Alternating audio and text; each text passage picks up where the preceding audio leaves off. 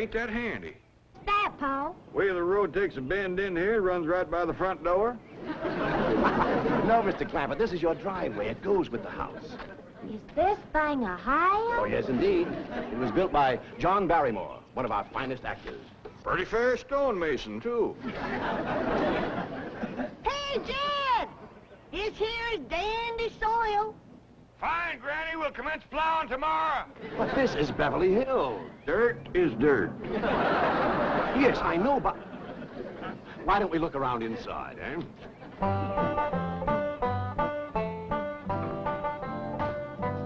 Well, here we are. I hope you're going to like this place I picked out for you. It may be a trifle larger than what you're used to, but I feel a man with $25 million in my bank should live in a manner that... Come in, this is your home.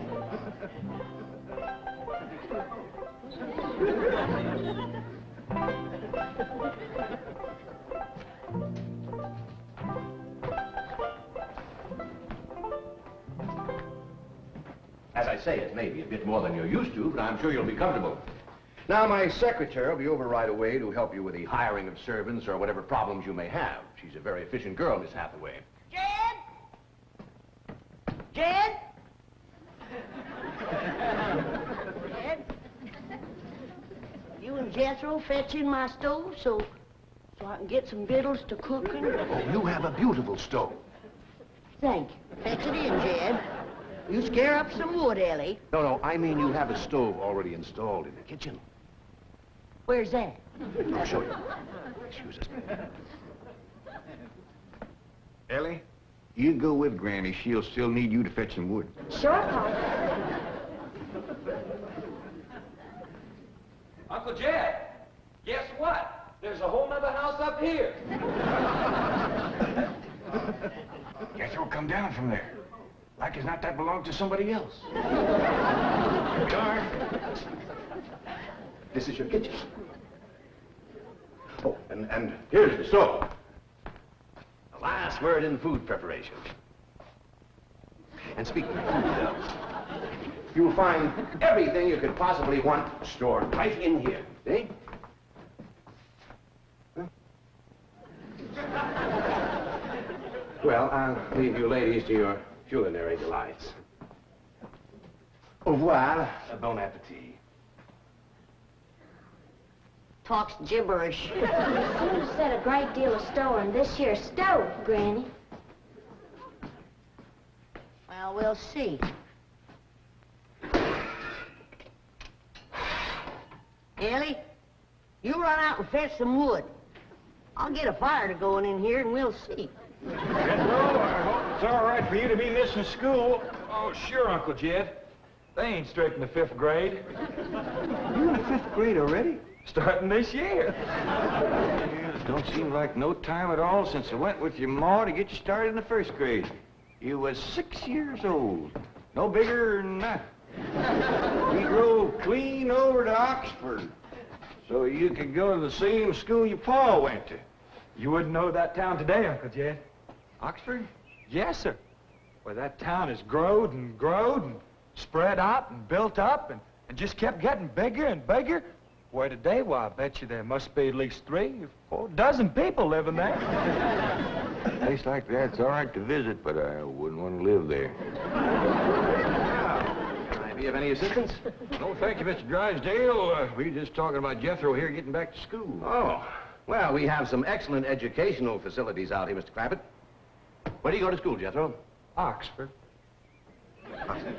Yeah, you see, Jethro's ma, that's my cousin Pearl. She married an Oxford man, so naturally Jethro, he goes to school there, too. I'm the champion crawdad eater. At Oxford? Jethro put away 3 buckets of crawdads. 4. And he's learned to cipher and everything. Cipher some for Mr. Drysdale. 1 and 1's 2. 2 and 2's 4. 4 and 4's 8. I have to take off my shoes to get any further than that. Never mind. I'm sure we're thinking of 2 different Oxfords. You see, there's one that's very, very famous and very old. That's where Jethro goes to school. Been there since pioneer days. That's how come it got its name. It's where the oxen used to ford the river. So folks took to calling it Oxen Ford, and later on it got shortened to Oxford. Well, I'll be running. Oh, by the way, here are your keys. My secretary should be over very soon. Well, thank you very much, Mr. Drysdale, for everything you've been doing for us. Oh, it's my pleasure, Mr. Clampett. You see, I'm not only your banker, I'm your next-door neighbor. Well, say, now ain't that nice? Well, now, why don't you bring your missus over tonight for supper, and I'll have Granny womp up a mess of grits and hog jowl. Well, you see, right now my wife is in Boston. Well, that's too bad. When'll she be back? Not too soon, fortunately. I'll see you later. Well, thank you, Mr. Drysdale. So long. Uncle Jed, you reckon one of these days I can have me a little bitty old taste of Granny's moonshine? Now, Jethro, you know the family rule about Granny's moonshine? You get your first taste on your wedding day and not before. Well, Uncle Jed, that might be an awful long time. I ain't even got me no sweetheart. How come? Why, back home, every time I get me a girl, one of them there big fellas would take her right away from me. Maybe out here in Beverly Hills. Paul, could I please have the axe? I gotta split some wood for Granny. Fetch it, Jethro. Ain't this place got a wood pile? Not that I can find, but I found a whole row of black old dead tree trunks, pretty near as high as this house.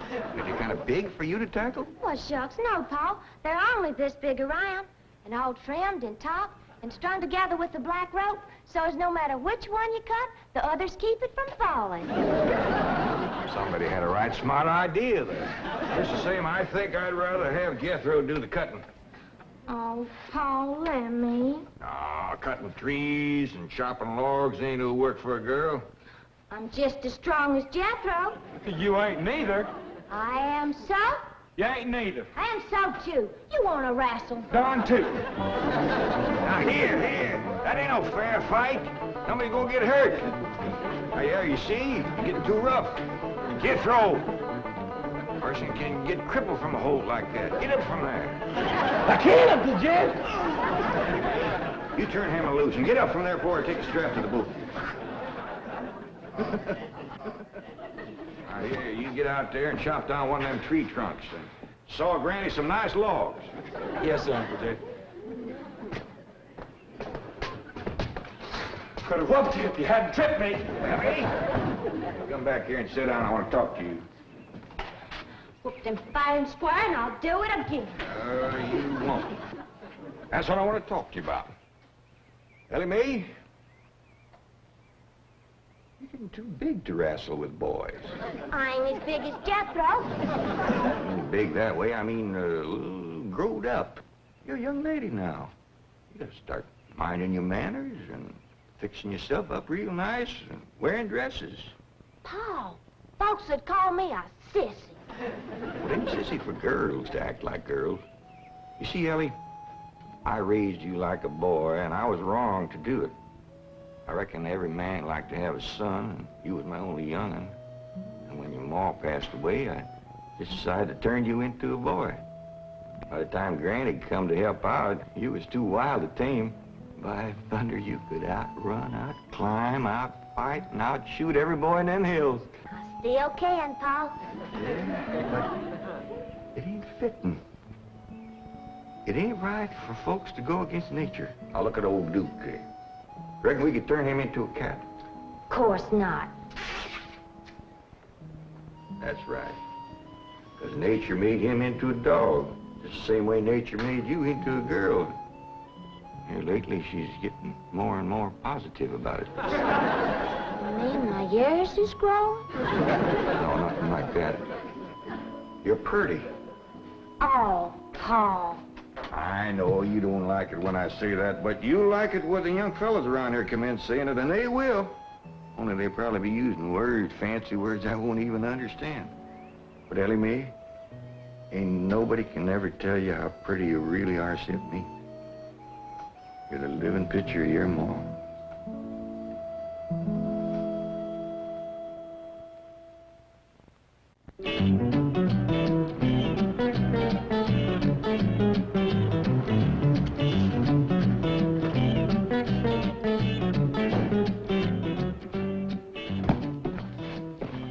You still here? I thought you were going up to the Clampett estate. I didn't think it prudent for us both to be absent simultaneously. In the event of crises... The only crisis you have to worry about right now is keeping Mr. J.D. Clampett happy. Now get up there. Tell me, how did he like the flamingos? What flamingos? I thought pink flamingos around the swimming pool would add a rather elegant touch. Mr. Clampett is not a man educated to elegance. That will take time. Right now, there are more pressing problems. Of course, getting settled, the servant problem. Well, whatever they are, just get up there and solve them. Now, J.D. Clampett is this bank's largest depositor, and I'm making his satisfaction your responsibility. I accept the mantle of responsibility with which you have cloaked my shoulders. And I shall so conduct myself that if this great financial institution shall last 1,000 years, people will still say, this was their finest hour. Handy wood, all right.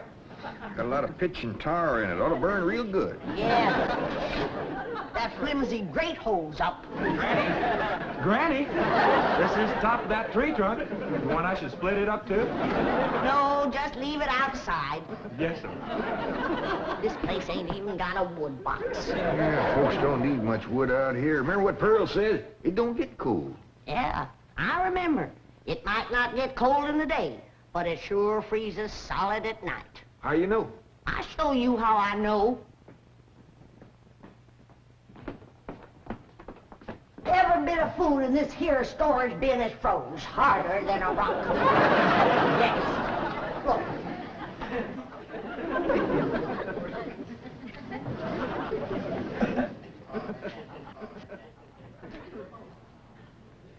Mighty thin-skinned hog.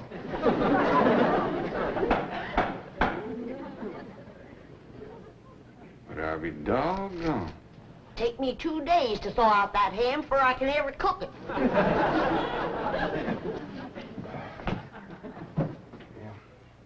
People ought to know better than store food up against the north wall. Tomorrow we'll dig us a root cellar and we put all this stuff in it. Jethro, go on out there and catch us a chicken. Okay, Uncle Jay.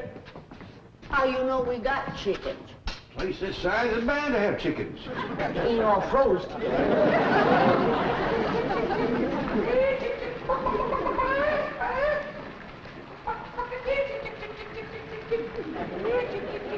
Chick, chick, chick, chick, chick, chick, chick.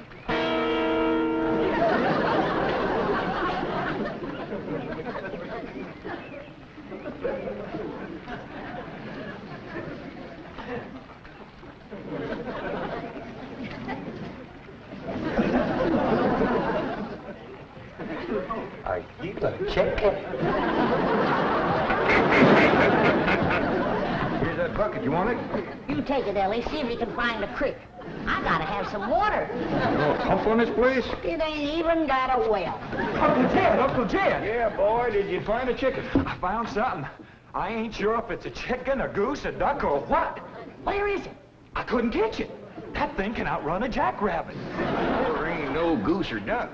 Must be a chicken. If it is, Ma was right about things growing bigger out here. That thing was this high. Chicken? Ah, Jethro. Honest, it's got legs this long. Dibby's on the drumstick. Drumstick ain't much. Whoever gets that neck is eating from now on. Commences here and runs plumb up to here. Jethro, you ain't forgot what I said about Granny's jug of liquor. I ain't been at Granny's jug. You have your in for it. Honest, cross my heart. Where'd you see this chicken? Down by the cement pond. Cement pond. Uncle Jed, that pond is the fanciest thing you ever did see. Why, they is steps. So's the cattle can walk right down into it and get a drink. And up at one end, there's a lady standing there made out of rock. And she's a-pouring water out of a jar right into that cement pond. Oh. Well, that's how come that big old pink chicken to get away from me. Flew right over the top of that there rock lady, landed in that pond, and swam like an otter. Just flapping them big old pink wings and hollering. What color did you say that chicken was? Skink. Ain't I told you that stuff would stunt your growth? Miss Granny, I didn't touch a drop. You and me is going to the woodshed. Jethro, you swear to be telling the truth? So help me, Jefferson Davis. Your hat off when you speak of the president. He ain't president no more. I'll have no Yankee talk in my kitchen. Jethro, you and me is going back out there and corner that chicken. Granny, you get your fire to going. Elly May, you sweep up out front and keep your eyes open for that Miss Hathaway. I'm counting on her to take you in hand and get you in the right kind of clothes. Come on. Chicken.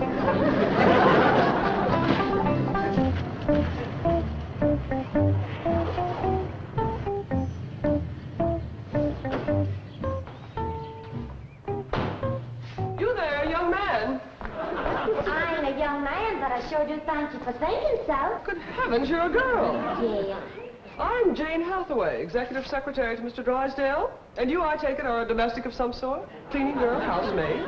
Just what are your duties with Mr. Clampett? Well, he sent me out here to sweep up, but he said you'd take me in hand and get me in the right kind of clothes and everything. Indeed, I shall. We have a complete servant's wardrobe from chef to chauffeur. Come with me. What in the name of Thomas Chippendale is this? Has Mr. Clampett seen this disgraceful and unsightly mound of debris? Oh, yes, ma'am. This is all his. Oh, what charming antiques. Just like you said, Jethro. Rock lady pouring water into a cement pond. Yes, sir. And over there's where I seen that great big pink chicken. Only thing is, it don't sound like a chicken. It makes a kind of hollering noise.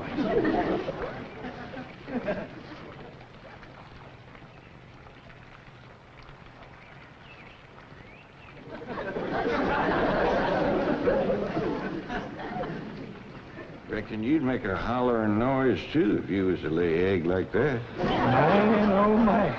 That's what I call an egg. Well, you won't have to worry about food now. Wait till she cooks this.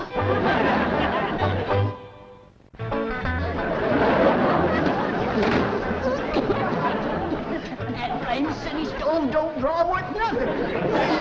Granny, look at this egg. What's all the smoke? Stove don't work. Probably just a stuffed-up flue. Ain't got a flue, ain't even got a stovepipe. Well, I'll get the shovel and a hoe and rake it out of there. So you keep this egg.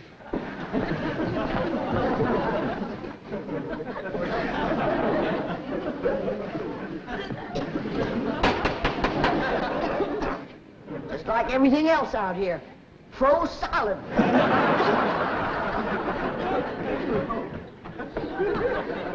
Really, my dear, you look quite charming. Well, I feel like a dead blamed fool. Oh. Just a moment. Yes, stop now. I'll be right back. Oh, that was my pal. I take it he's a gardener. Oh, yes, ma'am. Pal just can't wait to commence gardening. Apparently. However, as though I admire his enthusiasm, I must forbid him access through the main entrance. Now, tell me about the rest of the staff.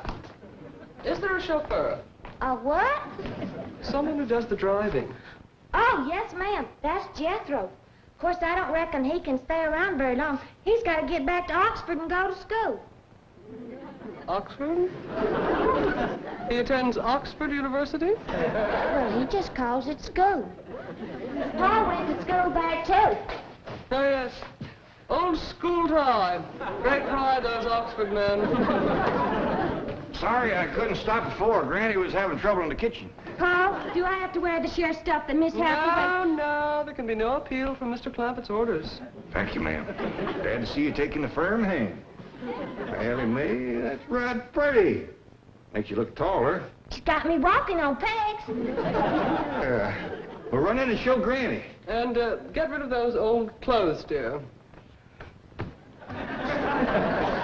Granny, I presume, is the cook. Yes, ma'am, but she ain't too happy about it right now. I shall deal with her directly.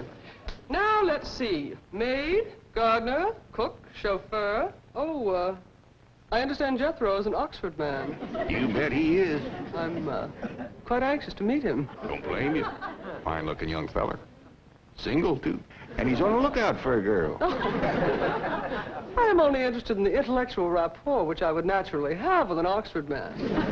I presume he went to Eton as a boy. If I know Jethro, he went to Eton the minute he was born. Yes, a Of course. I suppose his father matriculated him. I kind of think maybe it was his ma. Oh, well, no matter. At any rate, he's an Eton man. That he is. Matter of fact, Jethro won the Eton Championship. How marvelous. What was he champion of? Eton. Yes, I know. But what was it? Cricket? Oh, no, it was crawdad. I don't think even Jethro'd eat crickets. I was referring to the game of cricket. Gillian, where's the axe? I'll bet you, Granny. You talk to Miss Hathaway. And just why does Cook need an axe? I've hit this with everything I could lay a hand to. I even whopped it with an iron skillet. You are supposed to hit it with a croquet mallet. All right, where is it? I don't think I'll tell you. There's a time for work and a time for play. Now then, what are we cooking for Mr. Clampett? Well, I don't know what you're cooking him, but if he wants any victuals from me, somebody better shoot a possum. Possum? You got a better idea? But of course, a nice big fluffy souffle. All right. You shoot it and you skin it. You don't even know what a souffle is. What kind of a cook are you? I'm a cook with a stove that don't draw, food that's froze solid, chickens that can't be caught, eggs that can't be broke, and a smart alecky city woman telling me my business. That's what kind of a cook I am. Mind your tongue, little woman. I can have your job. You sure can, and the sooner the better. Okay, he's coming in. Just wait till you see what he's got. Thank heaven. Now I can have an intelligent conversation. Look, Granny, I caught that big chicken. I hope it ain't as tough as its egg. That is a flamingo. Oh, no, ma'am. That's my nephew, Jethro. Jethro, say hello to Miss Hathaway. Howdy, ma'am. Ain't this the big dangest chicken you ever did see? You go to school at Oxford? Yes, ma'am. I'm in the 5th grade. Stop dragging and wring that chicken's neck. Elly May! No, stop, you barbarians. Don't harm one feather of that beautiful bird. I've taken just about as much as I'm going to take from you. Yeah, Granny. Elly, you get the fire going under the big kettle outdoors. Young lady, where is your maid's uniform? I ain't going away. Oh, yes, you are. No, I ain't. Oh, yes, you are, if I must subdue you forcefully. I wouldn't try that. Tried to tell you. I'll sit on her, Elly. You get the fire to go. Now, here, Granny. Come on, let her up. Get off of her. You are discharged. All of you. Sacked. Fired. I am the most incompetent, insubordinate, belligerent group of domestics it has ever been my misfortune. Hathaway! Chief, you're just in time to help me take disciplinary action. You're fired. I've already told them. Not them, you. These people are the Clampetts. Clampett? Yes, that's right. Now go back to the office and pick up your severance pay. You are through. Now, Mr. Drysdale, hold on a spell. I reckon there's been a kind of a misunderstanding. But this little lady's been a right big help to us. Why, she fit in just like one of the family. Matter of fact, her and me is going out hunting. Ain't that right, Miss Hathaway? Yes, and... Yeah. Jethro, you can take that pink chicken back out to the cement pond. We're going out and shoot us a nice big fluffy souffle.